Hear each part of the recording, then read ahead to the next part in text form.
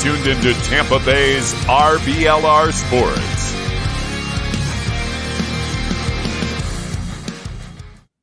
Welcome in, listeners, to RBLR BUCS. First and foremost, shout out to every single one of y'all tuning in with us tonight, whether you're listening on your drive home or at the gym or kicking back after work or just surviving this brutal NFL offseason one day at a time.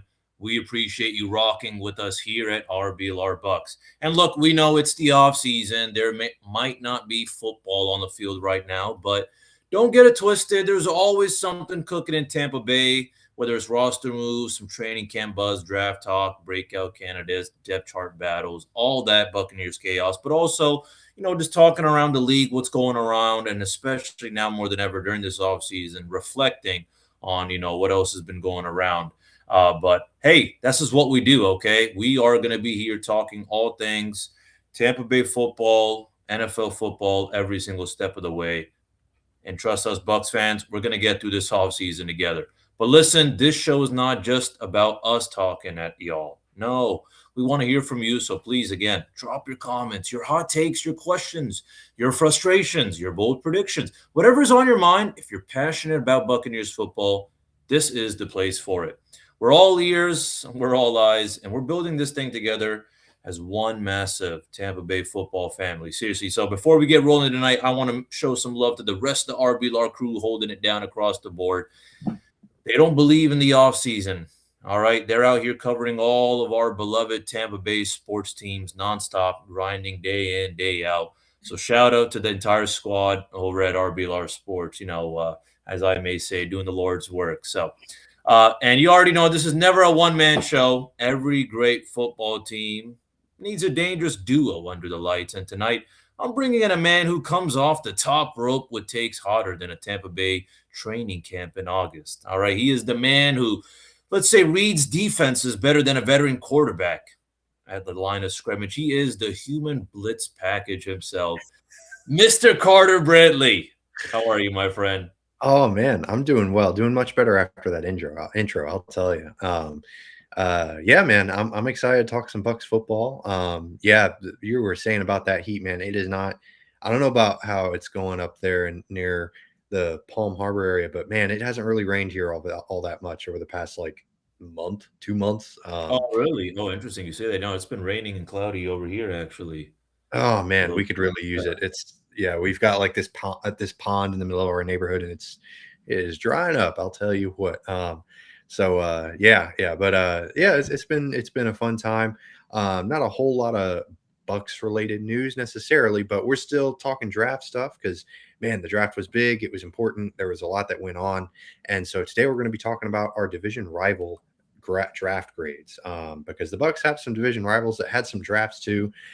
They made some good news, some bad moves, some in the middle. And we're going to be talking about each team's draft class. We'll give it a grade. We'll talk about our favorite pick, our least favorite pick. And then at the end, I'm going to give Mr. Musab Tariq a chance to talk a little bit more about the Bucs draft selections because, hey, he wasn't here last week, and I wanted to get his thoughts on some of his draft grades about some of the Bucs picks because, hey, it's a fun time. I love the draft, and we're going to keep milking this because it's the off season. But without further ado, I wanted to start with the Panthers, the defending champion Panthers, because they had a really interesting draft. I thought that they could have gone a lot of different directions just because their roster is kind of in flux, even though they did win the NFC South last year. Their first round pick was Monroe Freeling, which I thought was really fascinating. The tackle out of Georgia. He actually ended up being my least favorite pick from this Panthers draft, even though I understood where they were coming from. I thought they had a lot of needs defensively that they could have really used. But I also understand that they want to figure out what they have in Bryce Young. He's it's decision-making time. It's kind of put up or shut up type of thing for them with him as their franchise quarterback moving forward. They either have to pay him or kind of let him walk. So we're going to see if they're if they're just trying to surround him with as much talent as possible in order to really, decide what they have. But regardless, he was my least favorite pick. My favorite pick was Sam Hecht, center out of Kansas State.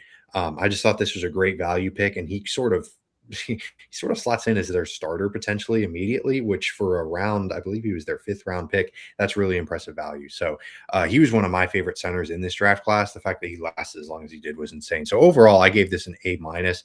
I thought there were some really other inspired picks like that Brazil fella out of Tennessee. He is massive and he is really fast. So he has the chance to be really interesting at the wide receiver spot.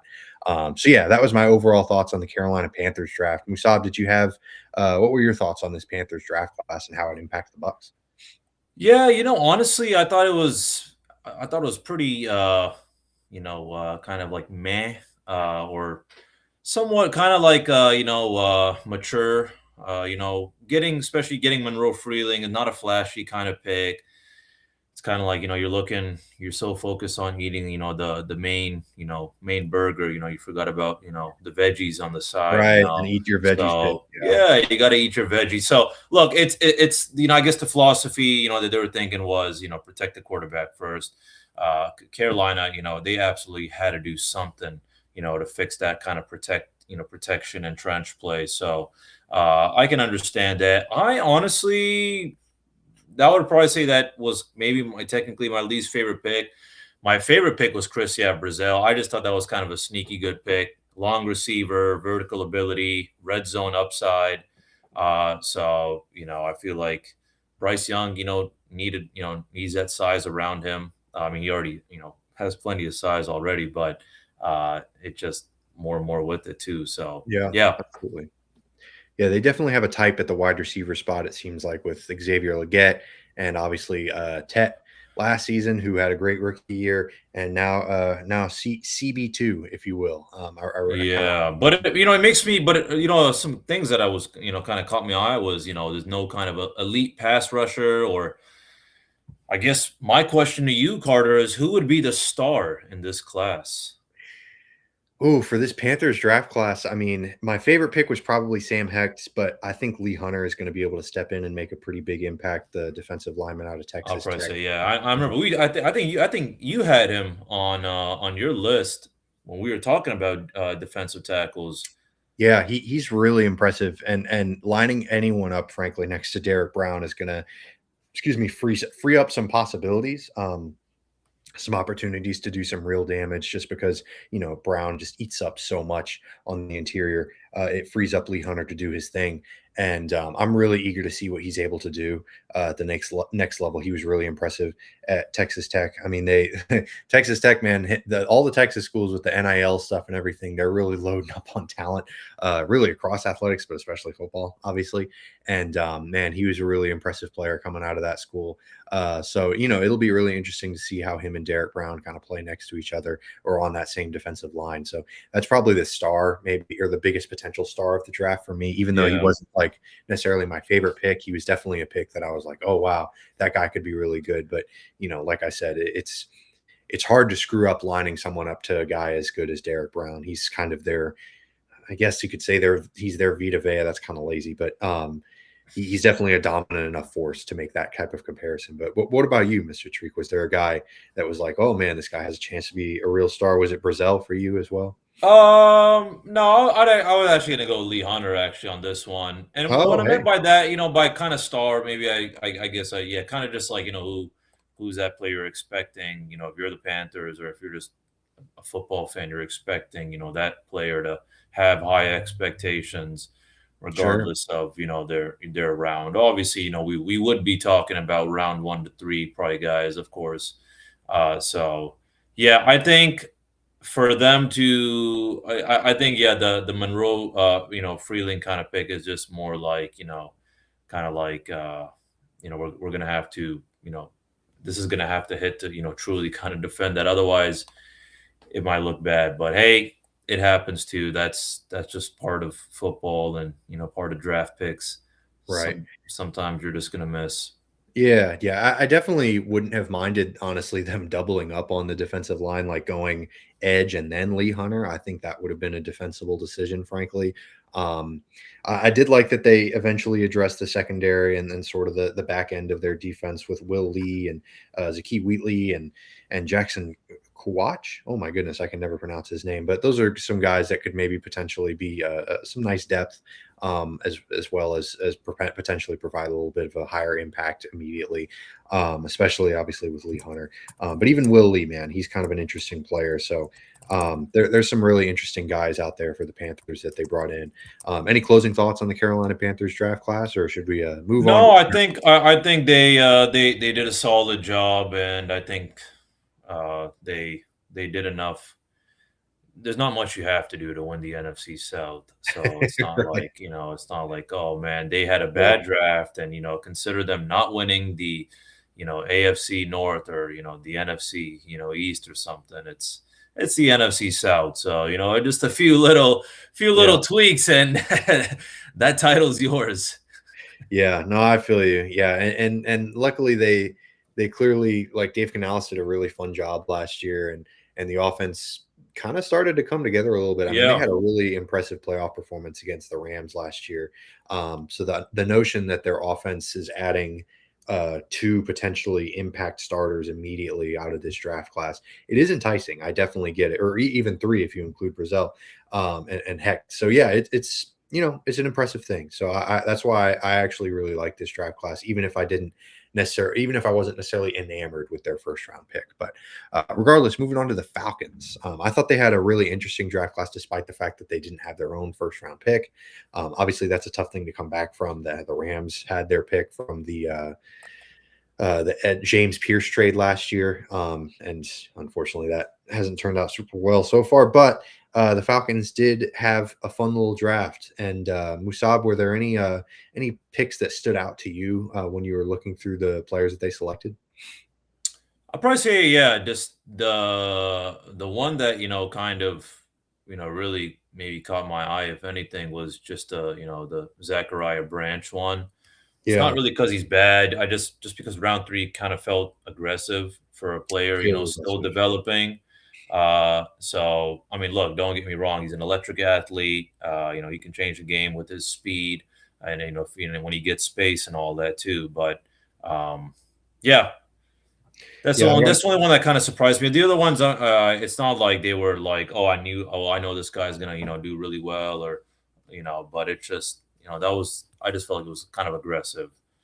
yeah, no, it definitely not a reach necessarily, but just it was a little early for me for the wide receiver spot for them. I know that Drake London and Kyle Pitts are there, so they could have used, you can always use a third guy type of thing.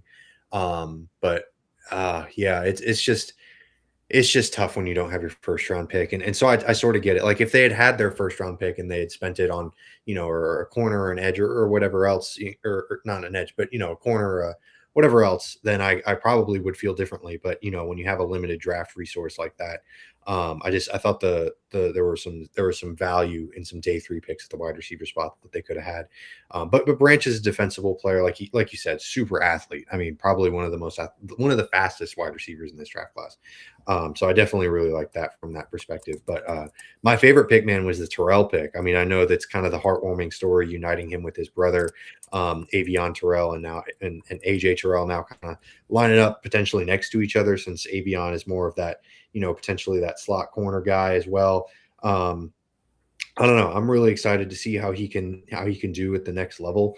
I know that Avion is probably lesser, is kind of harsh, but he's probably not as highly touted as his brother was coming out of Clemson. But he's certainly a talented prospect in his own right. Very much worth of that second round pick. And I thought it was a really interesting selection. I'll be interested to see where they line him up, like I said, because he's a little bit undersized at 5'10", but that doesn't necessarily mean that he can't line up outside. It just means that, he's going to have a little bit of work to do. So I don't know. We'll see. But I really like the Avion Terrell pick. That was probably my favorite one. I gave this track class overall a B. I don't know how you felt about it, Musa, but I thought they did the best with what they could.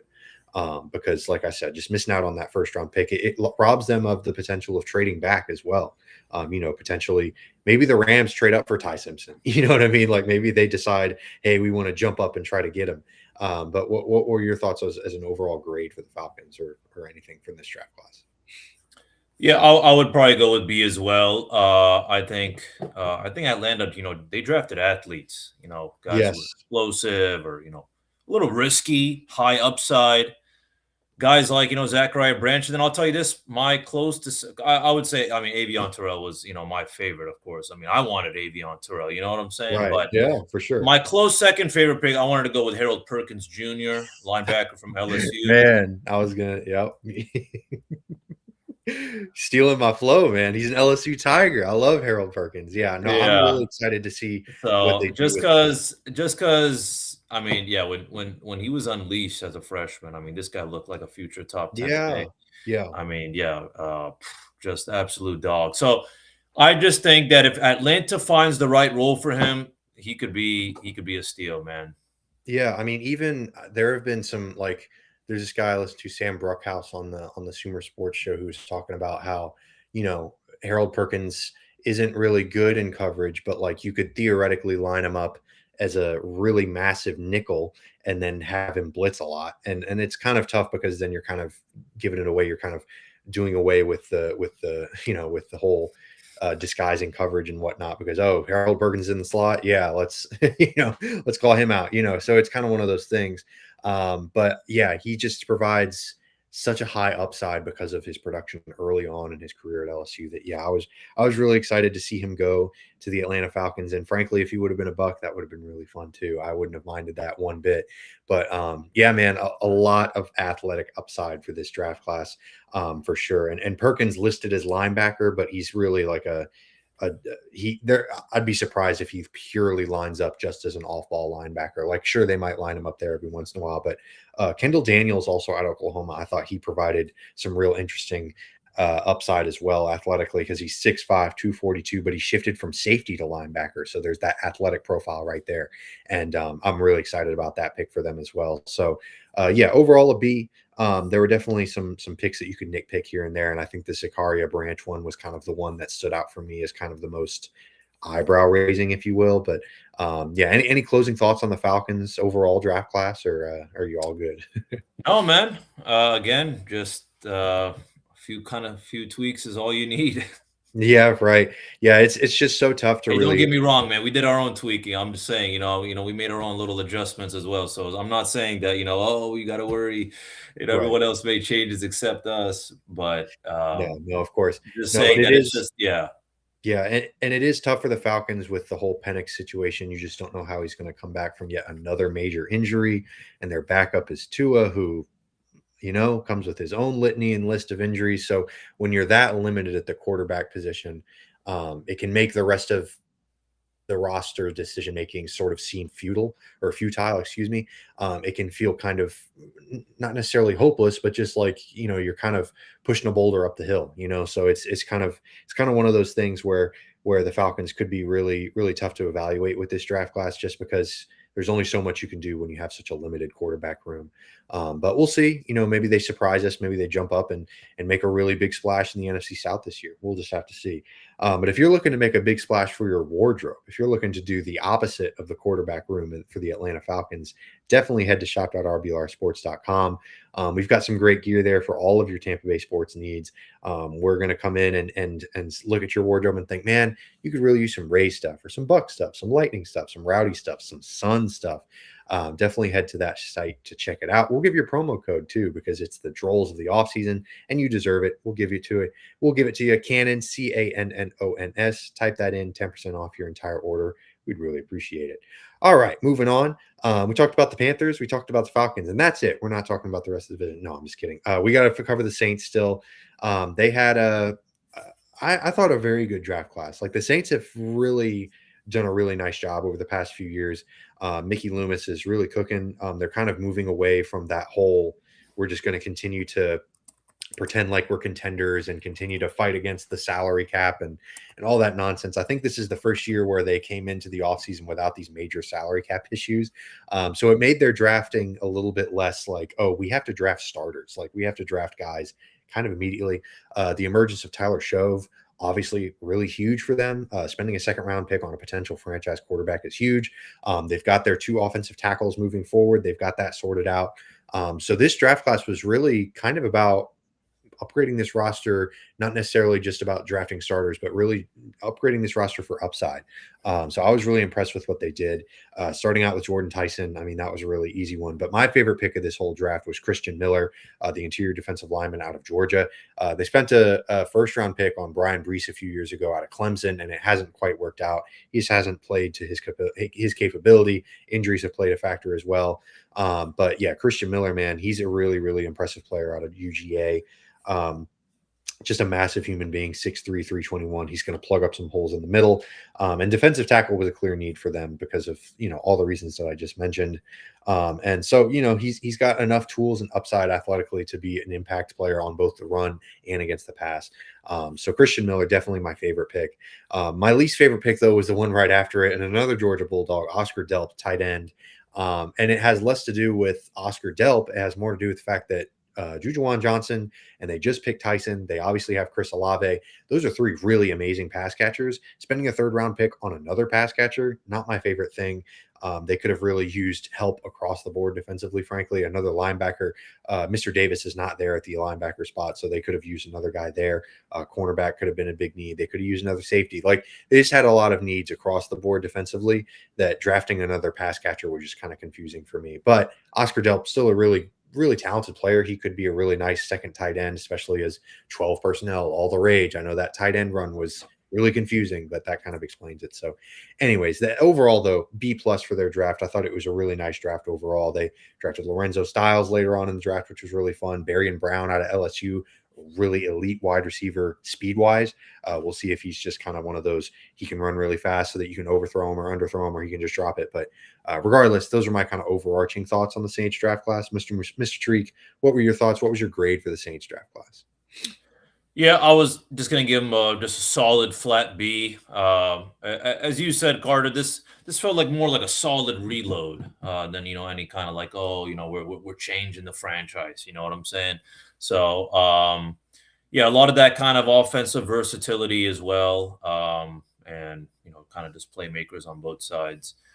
I think Christian Miller's got to be my favorite pick as well. I mean, just an absolute SEC trench monster, physical run defender. But I'll go with Jordan Tyson on this one. I think he deserves some love. I mean, he was an absolute baller at Arizona State, smooth route runner.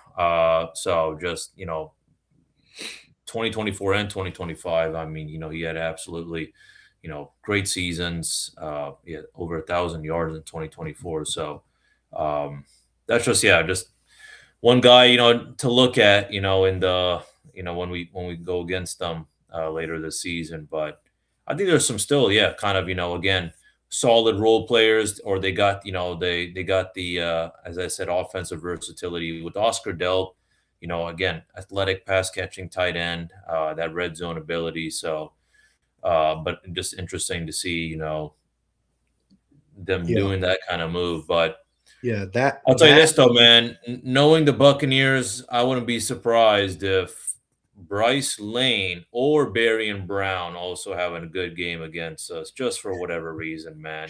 Bryce right. Lane, back-to-back 1,000+ yard seasons. He's been known to have good size and ball tracking ability, deep ball upside. So of course this one's going to be more of a developmental pick. But Berrien Brown, 6 career return touchdowns. Yeah. So this is kind of like that, your special teams weapon. This is like Jalen Darden walked so Berrien Brown could fly. Oh man, I don't know if we want to. Man, if we're comparing a guy to Jalen Darden, poor fella. No, yeah, it's so tough, man, because the Saints spent 3 draft picks on the wide receiver spot and a 4th on the tight end spot. Like, that's a lot, man. So yeah. And they traded away one of their picks last year for what was his name? The wide receiver from the Broncos. I think his last name was Velp or something. But Bailey or Vele. Yeah, I can't remember. But it started with a V. But regardless, it was a lot of draft capital to invest in a wide receiver room where Chris Olave really good. And I get that after that it gets real thin. Like it's not like they didn't need it, but man, they kind of went. They maybe kind of went a step too far a little bit, in my opinion, with the wide receiver room. That's kind of what knocked the grade down just a touch for me, was that, this defense it could use some oomph, it could use some depth, it could use a lot. But I get, when you have a young, well, Tyler Shove isn't exactly young. He's already, I think, 27. But when you have an inexperienced NFL quarterback, a guy his second year, you want to make determinations about his future. Kind of getting back to the Bryce Young thing, you want to know what you have. So you don't want the reason that a guy struggles to be because he had a lackluster supporting cast or because Chris Olave gets hurt. So then you had a bunch of nobodies out there running routes. That won't necessarily be the case here for the Saints. They won't have that problem for sure. So yeah, I thought it was an interesting draft class for them for sure. And like you said, the Tyson pick, man, I mean, that's a slam dunk. They needed a guy out there with Chris Olave. So I totally understood that. But after that, it was interesting to say the least with some of their selections. But Christian Miller as well, really, really impressive player. So yeah, that's the Saints picks. And so with that, we're kind of done with the division rivals portion of this episode. But I wanted to finish out, Mr. Tariq, giving you the chance to kind of vamp, kind of give us your thoughts a little bit on the BUCS draft. Who was your favorite pick from this past BUCS draft class? Yeah, man. First of all, yeah, favorite pick's got to be Ruben Bain, dude. Just, I mean, it was a blessing in disguise, man. Just, we've talked about it many times. I forget who I've mentioned it to, because I feel like I've said this a million times, which was just how beautiful it was. And I hate to put, Akeem Mesidor down, but, everybody, you're looking around, you're seeing Cassius Howell, Akeem Mesidor on these mocks, Kenyon Sadiq. You're thinking, whoa, we're going tight end. And then draft day comes, man, and Ruben Bain falls to us, man. And just, wow, I couldn't believe it, man. Violent hands, elite power, just, oh my God, absolute animal. So, yeah, getting him at 15, man, felt like a robbery, honestly. Yeah. So I'm looking forward to that. I think people have been, not people have, but I mean, I've been seeing some tape about him at, camp, some training camp videos and all of that, him working, getting in some work. And dude, oh my God, dude, he looks absolutely just beastly. So yeah, man, that's my favorite pick. But I want to obviously give a close second just because how can that not be anyone's favorite pick? It was an absolute home run. For sure. So, but other than that, though, man, I actually liked the Keontae Scott one. That was probably my second favorite pick. But I mean, and then I want to give oh man, I could totally forgot about our friend Billy, but it's all good. Hey man, Billy's out, man. You got a little bit of injury history, but so yeah. No, I dig it. But now we got to go to least favorite picks. Oh man, this one. I'm gonna go Bauer Sharp on this. Just I just not because he's bad. I just think there was other picks that had clear impact value, dude. Sure. So and it was slightly least favorite. Right. Yeah. I know people might, throw Ted Hurst's name out there, but hey, man, I think he's an explosive vertical threat, dangerous after the catch, big play speed. He can help replace that, future Mike Evans production. I said help, not fully replace, just help. Okay, he'll be one of them shovels filling that hole. Right. All right. One of the shovels. I like it. Yeah. So just small school explosive traits. I guess Yeah. This could look good in like 2 or 3 years kind of pick. So 100%. Overall though, man, I think for you what have it's a grade overall. Grade I'm gonna go A- on this, man. Ooh, A-. Very, kind of like, I felt like the Buccaneers with this draft, they said, look, we're gonna be getting faster, we're gonna be getting nastier, and especially more violent on defense. So I like it, man. We got the pass rush, the linebacker toughness. I know, Josiah Trotter wasn't, the dreamy linebacker we wanted, but I think he's going to be that role player. I think so. He's not, not flashy. I think just violent and reliable. I remember we were discussing just amazing against the run game as well. So I know there's always, I remember when I read about him and all of that, I think there was the question, well, okay, well, I know everyone knows he sucks at coverage. Well, I guess maybe kind of question to you, and maybe, you tell me how you feel. And I guess maybe is that where Alex Anzalone comes in? Right. I mean, He'll provide that coverage help. yeah. Yeah, I mean Gotcha.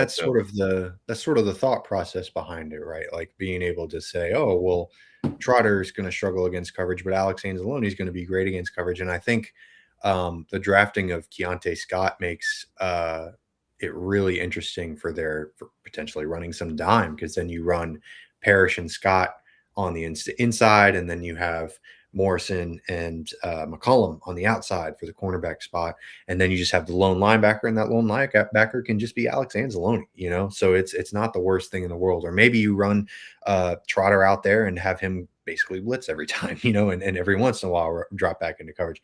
It just I really enjoy the idea of what they can do with how versatile this makes their defense, because I think that while Servassier Dennis was actually not that bad against the run, I think Trotter is an immediate upgrade against the run, and a relatively substantial one, frankly. And it relieves the pressure of having to put a square peg in a round hole type of thing, where last year they were kind of doing that with Servassier Dennis and Levante David, because frankly, neither of them were really great in coverage. Whereas now they've got a really good coverage linebacker. They've got a really good guy against the run who can also get after it in the pass rush.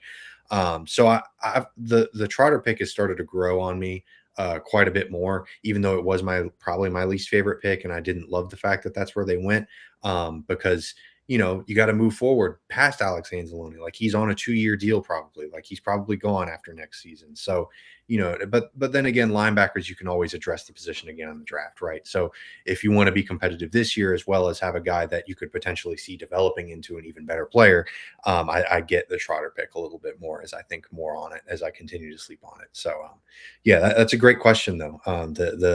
The interplay of both of those guys will definitely be something interesting to monitor moving forward. But any closing thoughts on the BUCS overall draft, or the division rivals draft, or anything else, Mr. Tariq?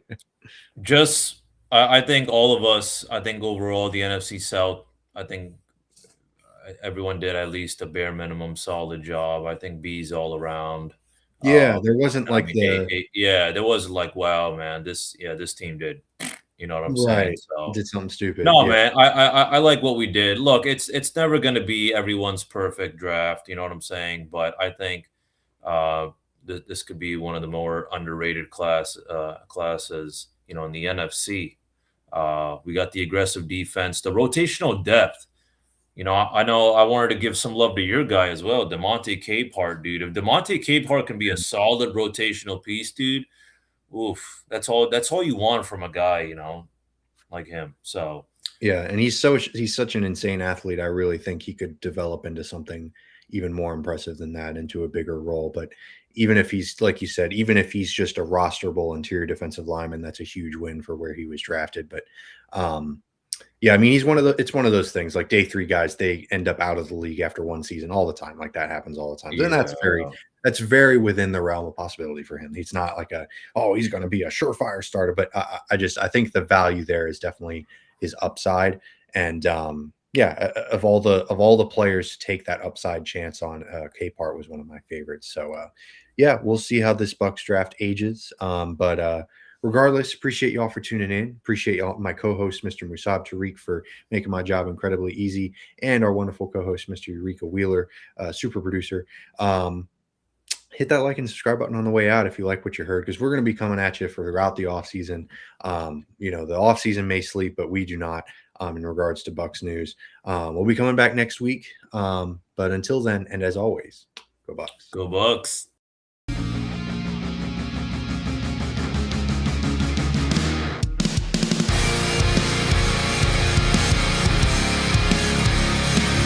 Thank you for tuning into this presentation by RBLR Sports. On your way out of the stadium, please remember to like and subscribe.